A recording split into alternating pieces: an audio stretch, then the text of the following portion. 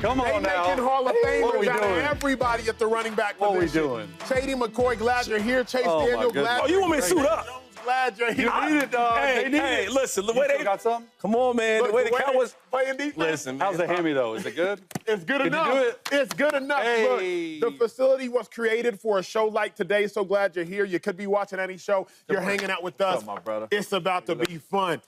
Shady, I got to start with you, big dog. I got to start with you. The most important question is this one. Is the Cowboy season over? Silence. No, it's not over. Even though it's looking bad, it's looking real bad. It's not over yet. They're 1-2, right? They're 1-2, and they haven't gotten to divisional games yet. So I'm gonna say no. It's still early in the season, right? I like to always grade by every 4 games. NFL, we always do that every 4 games. Quarters. Every quarter we kind of check what the team looks like, what they're good at, what they're bad at, and it's obvious. It's obvious. They're bad at stopping the run. That's what they're bad at. So I think we'll see more of, maybe signing some bigger D tackles, right? Maybe some more blitzes. You'll see different packages, stacking a box, whatever it takes to stop this run. And then on offense, I need to see more. You got a $60 million quarterback, right?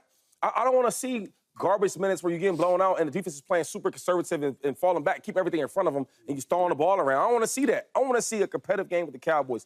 Y'all told me they were so good. Y'all told me they had a franchise quarterback. James Jones was bragging and begging for years to pay Dak Prescott. Well, they did. What they did. And we've seen the same results. So, it's not over yet, but they got to change some things super fast. To me, I got to go out and say that the Cowboys season is over. Oh. But their season is over as Cowboys fans. Their season is over as Cowboys fans predicted their season to go. The reason is it's not even hyperbolic. The Cowboys have several fundamental flaws that I do not believe can be fixed. Number 1, they can't stop the run. Number 2, they can't run the ball. Number 3, and this might be the most important one, their offense is not prolific enough to take a lead. Thus, they can't get the opposing offense away from running the ball. So if you can't stop the run, and your offense can't take a lead, thus you can't stop the opponent from the desire to run the ball, you got a problem. And that's really the dilemma with why the Cowboy season is over. There aren't enough free agents that you can sign right now to play defensive tackle to stop the gaps that your defensive tackles are allowing. There aren't enough explosive running backs that you can acquire right now to have an explosive running game. I put it very simply. The Cowboys are like the model without makeup. They cannot cover up their blemishes. Their offense is not good enough to cover up the defensive blemishes, and their offense is not good enough to get the opponent away from running the ball, and their blemish is at the interior defensive line and at the linebacker position. They're the model without makeup, Chase Daniel. They can't cover up I've never heard that one before. Yeah, Especially when it comes to football. right. I just want a model that's with makeup outside, but inside, no makeup. I feel it, 2-5. But they outside getting ready on like that. So, look, I don't think the Cowboy season is over, but the Ravens broke their soul. Oh. The Ravens broke their soul. Like, you talk about pass or rush defense, rush offense. They didn't do anything rushing the ball. They put all the pressure on Dak Prescott. Yeah. Dak Prescott came through at the end, too little, too late, for my opinion. Yep, okay? of course. The Ravens ran the ball 45 times for 274 yards. Lamar had more carries than completions. Jeez. Lamar had 14 carries. He completed 12 passes. They threw the ball 4 times in the second half. They didn't need Lamar to be Lamar to beat the Dallas Cowboys. This is back-to-back weeks that the Cowboys are getting embarrassed at home. And I say the season's not over because I was a part of the 2015 Kansas City Chiefs with Alex Smith. We started 1-5. We won our next 10. We finished 11-5. At some point, you got to end up trusting the coach. That's what we did with Andy Reid. We went to Andy Reid and said, hey, you lead us out of this because at some point, we don't know what we're doing. We're 1-5. We don't know what's happening. The Cowboys got to trust Mike McCarthy. But I don't think Mike McCarthy can lead them out of this. That's the issue with this. They got to get something going. They used to be all world beaters at home. They've lost their last 3 games at home. And not just lost, they've got embarrassed at home their last 3. Here's the thing, though, James, Chase, Shady. The reason I'm so discouraged isn't for hyperbolic sake. It's not Overreaction Monday, James. I believe the Cowboys lack the personnel to do what they want to do. You play wide receiver. You know better than anybody. The Cowboys do not have the explosiveness at wide receiver from top to bottom to do what they want to do on a consistent basis. Do you think the season's over? Yeah, my answer was no. That was my answer. My answer was no in the pregame meeting and all that. My answer was no. But then I was sitting up here as all you guys were talking, updating my information. And what's the goal for the Dallas Cowboys? Because they've been to the playoffs the last 3 years. Well, no. The goal is win multiple playoff games, right? That's the goal, right? Because Dak Prescott has won a playoff game. The goal is to win multiple playoff games. They 12 wins, 12 wins, 12 wins in the playoffs. This team does not have the roster to win multiple playoff games. Back-to-back games, defensively, they have given up over 432 yards of total offense. They did that one time all year last year. This is back-to-back weeks at the crib. You don't have a number 2 wide receiver. You don't have a running back. You have one wide receiver on the offense in CeeDee Lamb, and you have a quarterback. Not enough weapons to compete with anybody. The Niners lost 3 All-Pros on offense, and they still got better playmakers than you on the offensive side of the ball. They do not have the roster to compete. Then you go to the defensive side of the ball, right? You lose Stephon Gilmore. You cannot stop the run.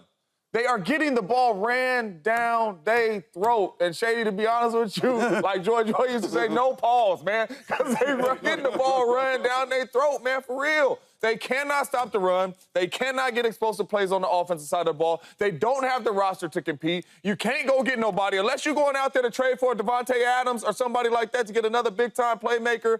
And there ain't no running backs out there to trade for. I don't know what you can do on the defense side of the ball. You're not winning multiple playoff games with this roster. You're not. This is a good Monday, man. Eagles won, Cowboys won. I can't do no wrong. But as I listen to you guys talk, I'm just curious because, like, last year, like, offensively, what was the difference? Explosiveness at offense. They explosive plays. Okay, but, like, personnel-wise, right? Who do they have over there? I think Tony Pollard, who wasn't great, was still greater than Dallas. Better than Okay, all right. Zeke. Cool. All right, Tony Pollard, right? We loved him the year before that. This year, they didn't love as much. Better offensive line. Okay. All right, offensive line, give you that. But then the wide receivers. Let's go back to the wide receivers. We keep talking about the wide receivers every time we talk. What about the wide receivers last year? What's the difference from this year to last year? It's the same. No, What's the difference? What's the difference? Well, to me, it's team ball. And you know this better than anybody sitting up here at the disc. It's team ball. Remember last year, came out the gate versus the Giants, 40 skunk. So we didn't know how bad the Cowboys' run defense was. Jets beat the brakes off them. But you said this, and you and I both noticed it. What happened when the Cowboys played the Cardinals? And they couldn't take the lead. Remember that last year? They lost. Cardinals just ran and ran. But last year, as a team, as a collective, Shady, the Cowboys could mask their rushing defense deficiency because they were able to take leads. That's where 2-5, I don't think they can. Okay, well, where's where I was going, right? This is what I'm trying to get to. Talk to me, 2-5. Y'all didn't give me what I wanted, but I'll just give it to y'all. My thing is, it's just the Dallas Cowboys. This is who they are, right? Because let's just think about who they are for overall. So now this year, they're struggling against the run, right? And they're not putting up as many numbers offense that we would like. But when you have 9 All-Pros, what do? You go to playoffs and you lose. You take the All-Pros away. What do you do now? You're still losing. So my thing is, I feel like in the playoffs, we've seen the Cowboys who they really are. The only difference is now is that they're getting exposed who they are in the regular season, which we haven't seen that. Normally, they do 12 wins, 12 wins, 12 wins, get the playoffs, and always lose. So all I'm saying is, it ain't really about the stopping the run. It ain't really about the wide receivers. This is who the Cowboys are. The only difference is that it's no secret now of being in the playoffs. We see who the Dallas Cowboys are in the regular season. I'm trying to tell y'all boys. That's not who the Dallas. That's who they are, James. I think the issue to me is, like, you have some things that are really broken on that team. Yeah. The run game, it's non-existent. For Dak, the pressure it puts on a quarterback. I thought actually Dak, I don't think the Cowboys have a Dak problem. Like, I think the Cowboys and Dak, I think Dak's playing really well, to be honest with you. Really the last season plus 3 games, he's been playing well. And you have a defense that we were up here, and I was the first person to say it. I was like, Mike Zimmer, let's go. But then I was like, Deshaun Watson and the Browns, and you see how they've done. Not great. So that's what the issue is. That's what they're sitting in a team meeting today saying. The issue is we're broken on a lot of issues on our team. How do you fix it? I don't have the answer for that. Here's why, and again, I've given you my take verbally. I want to show you now, because more than just other shows who might tell you, I want to also, Colvin, show the audience the real issue at home. The Cowboys have a personnel problem. I'm going to highlight a player for y'all, a defensive tackle, number 93, Linval Joseph. Now, Linval, as you watch the play unfold, watch what occurs with him. A defensive lineman cannot get displaced this aggressively. You cannot, Linval Joseph, get displaced this aggressively, because what's coming right behind Linval Joseph is Derrick Henry running the ball. Okay, Acho, now you have a tenacity problem. But the bigger issue for me is you have an alignment, assignment, and an execution issue. I'm going to pause it right here because I need y'all to watch this person, Donovan Wilson. He's a safety in the box. Watch what is glaring right now, Shady McCoy. What gap is that? As I see it, that's not the A gap, that's the B gap. You got this gap is taken, this gap is taken, this gap is taken, this gap is taken, this gap is taken. Parsons has that gap, this gap is taken. So what's the one gap that's vacant? The freaking B gap. And who should occupy that B gap? Number 6, Donovan Wilson. Right. Watch the play occur, family. Where are you going? Gap awareness. Where? Because Shady, Derrick Henry, any legitimate running back is going to see Donovan Wilson vacate that gap, and that is a 29-yard. Oh, sit down. Get out, boy. Sit down. Yep. A 29-yard run. Not only do the Cowboys have a tenacity problem, they have an alignment, assignment, and execution problem. And then this right here, that right there is just King Henry. That's what Derrick Henry does. Sit down. It's not just hyperbole as a take. Cowboys got personnel issues, they got alignment, they got assignment, they got execution issues. That's why I don't see them getting fixed. But enough about the Cowboys. Let's talk about a team that won yesterday. Lord. It's a beauty, 2-5. Oh, come on. Hey. I don't know what the questions, but bring my flag. He got the flag already. Up in the New We in Orleans. the A block. He got the flag. I know we didn't get Lil Wayne for the Super Bowl, but we got the Eagles. I told y'all. Y'all told me how good they was. Chase Daniels came over and said, this offense is so great. Derek Carr's back. And what happened? Let me stand there. Y'all told me that we was going to lose. Jalen Hurts had 2 turnovers, but what did he do? He came and saved the day. Dallas Cowboys off the sideline. 4, touchdown. Let's go. And save Quan Barkley. Oh, my God, baby. We are so blessed to have you on our team. 26. But you're number 1 in my heart. Let's go. Shady, sit down. We got to do the rest of the show, big dog. We got to do the rest of the show. I'll be happy. The question is about Shady.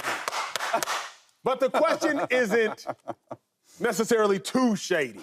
But Shady, I'll ask you first. Do you feel good about the Eagles win? I mean, Acho, I mean, seriously, how can you not feel good?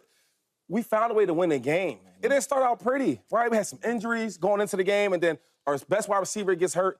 With AJ was already hurt, and then Smitty got hurt. Like, all the things is happening against us for us to lose that game. And then everybody talked about how great the Saints were. Oh, this offense is so great. This and that. Derek Carr, he's back. He's emerged back to that superstar, right? Alvin Kamara, he's this, that, and third. Well, we put all that to rest, right? You showed a team that stayed together, that played hard the whole way in. It's a 4-quarter type of game. That's what we did. Jalen Hurts, it wasn't pretty, but he found a way to get it done. And then Saquon to close the game out.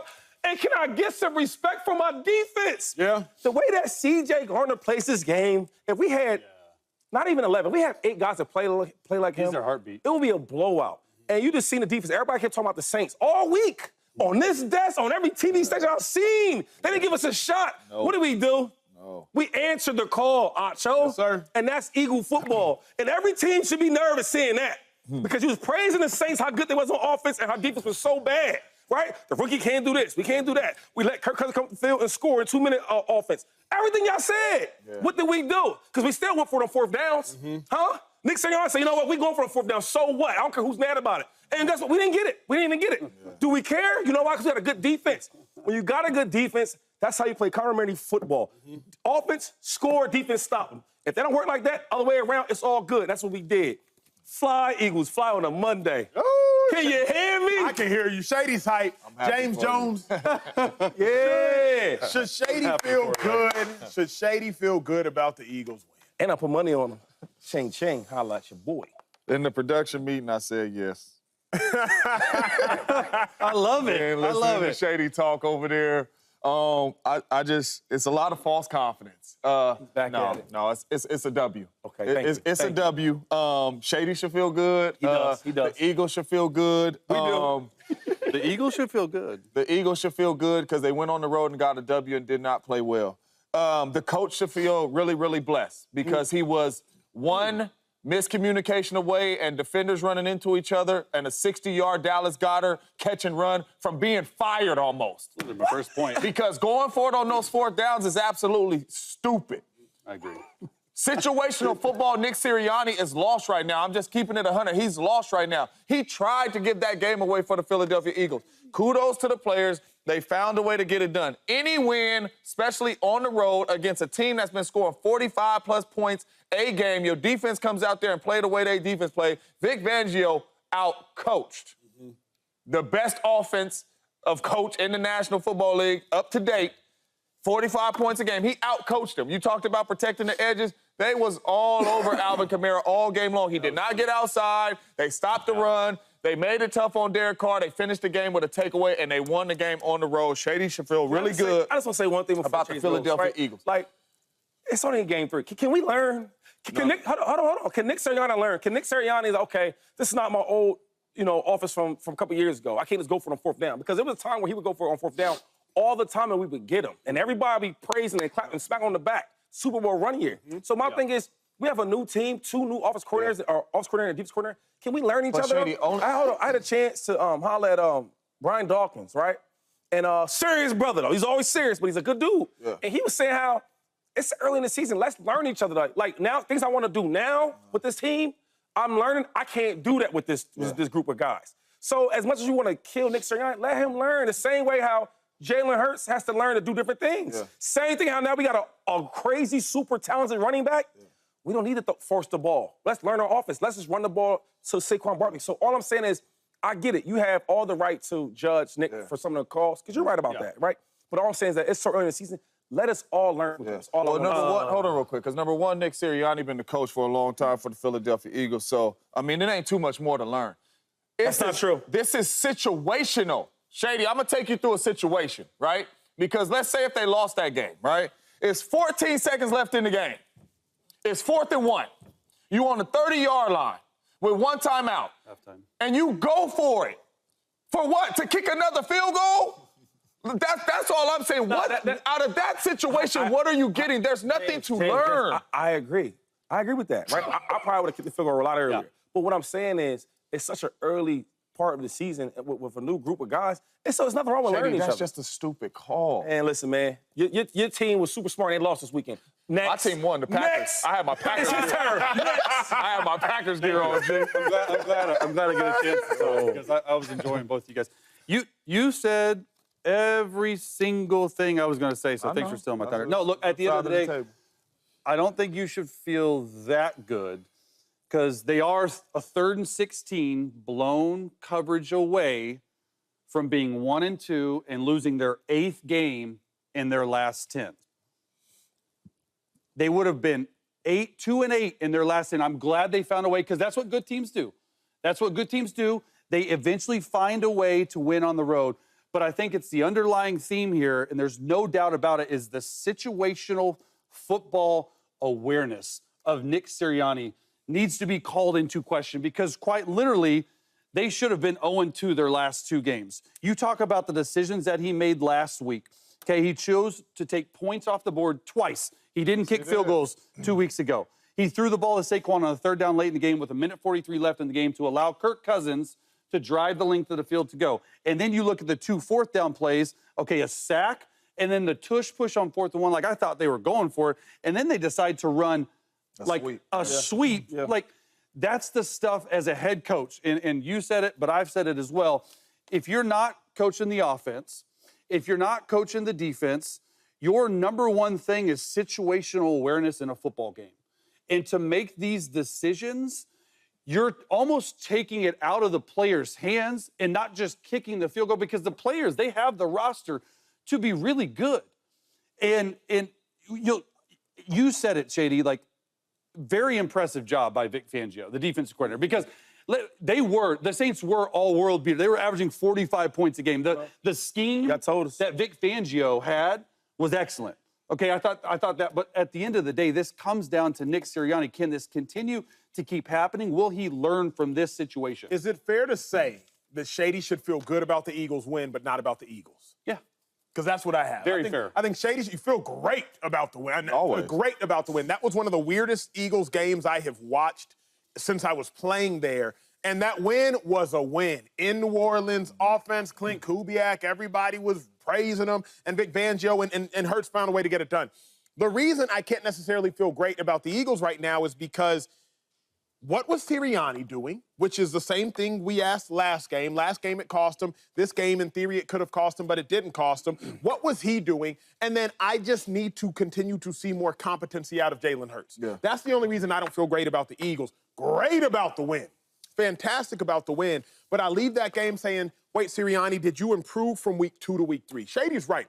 Coaches are athletes too. They need to get better. But Sirianni, did you improve from week 2 to week 3? Because I don't even care about the Sirianni-Saquon Barkley call last week. Remember, Sirianni didn't choose to kick the field goal earlier in the game last week. Yep. And then this game, he didn't choose to kick the field goal. That's the only thing where I'm like, Sirianni, I want to see growth from him as well.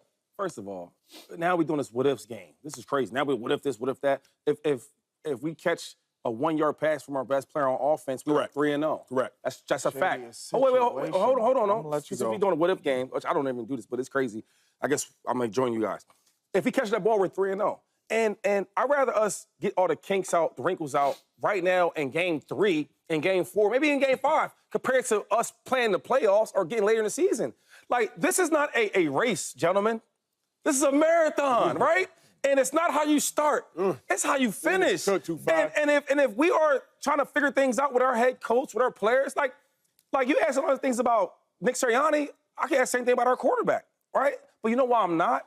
It's because it's the way he's finishing these games. It's the way he's trying to find a way to win. If Nick does everything right, and let's say that the defense has, on the Saints, they play a little better, right? And in the offense, they play a little better, it'll be a tougher game. Like, everybody has some blame to this. All I'm saying is, find a way to win this game was major. The hardest place to play at is the Saints. It's so loud there. But guess what? We'll be back. Yeah, we'll be back in February. We'll be back. Last thought, I just hope that Nick Sirianni goes back and really looks at these first 3 games, because it is a situational awareness, right? And we always used to say this, Andy Reid used to say this, winning masks these issues. And sometimes as a coach, you can just say, hey, let's move on, let's go to the next game, let's watch the film. You gotta really be critical of yourself to figure out what those issues are to fix them if they wanna be in New Orleans in February. What up, YouTube family? Welcome to the facility. Thanks for watching, and you better be sure to hit that subscribe button if you want to get more highlights from the show and all of our exclusive content.